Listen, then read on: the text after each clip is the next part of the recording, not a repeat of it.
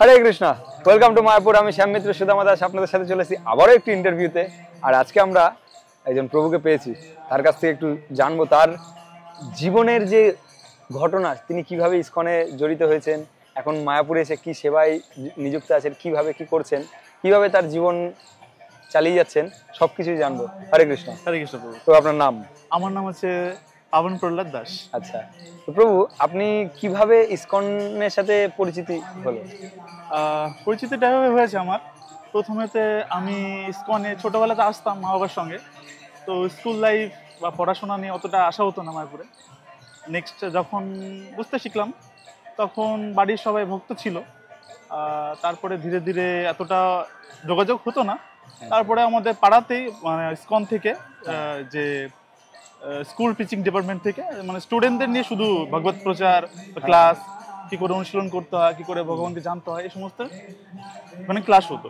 তো সাপ্তাহিক ক্লাস আমি যেতাম, সেখানে একজন প্রভু আসতেন, তিনি সাপ্তাহিক ক্লাস দিতেন এবং সমস্ত ভগবান সম্বন্ধে, প্রভুপাদ সম্বন্ধে এবং মহাপ্রভু সম্বন্ধে বলতেন। তো সেইগুলো খুবই ভালো লাগতো। ধীরে ধীরে আস্তে আস্তে হতে থাকলাম।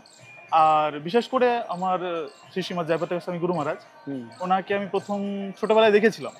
তো ওনাকে আমি খুব খুঁজতাম, কিন্তু হঠাৎ করে দেখা হয়তো পেতাম না মায়াপুরের পরে।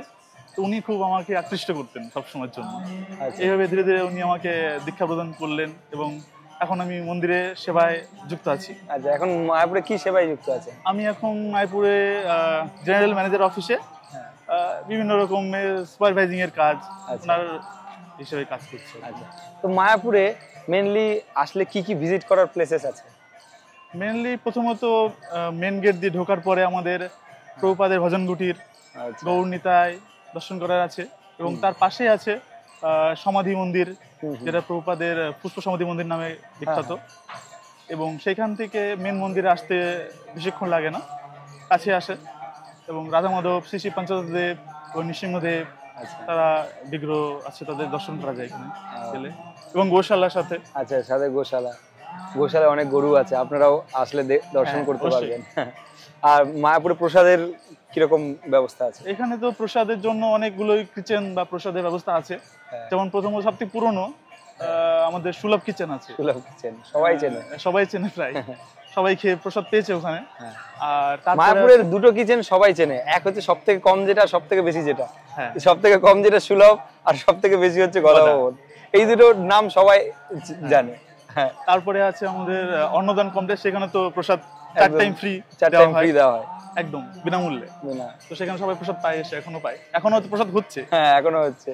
তারপরে আছে আমাদের গীতা প্রসাদম হল, তারপরে গদা প্রসাদম হল, তারপর নামহট্ট আছে। আর তারপরে আছে আমাদের বংশী ভবনে প্রভুপাদ কিচেন, নতুন যেটা লঞ্চ হয়েছে।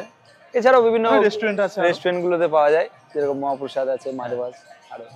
অসংখ্য ধন্যবাদ প্রভুর জীবনের যে কিভাবে ইসকনের সাথে জড়িত হয়েছে সেই কাহিনীটা জানিয়েছে। আমরা এইভাবে আরো মায়াপুরে যারা থাকে তাদের সবার সাথে কথা বলবো এবং তাদের যে জীবনের যে ঘটনা, তারা কিভাবে ইসকনের সাথে জড়িত হয়েছে সে সবকিছু জানবো এবং আপনাদের সাথে শেয়ার করব। সঙ্গে থাকুন। হরে কৃষ্ণ। হরে কৃষ্ণ।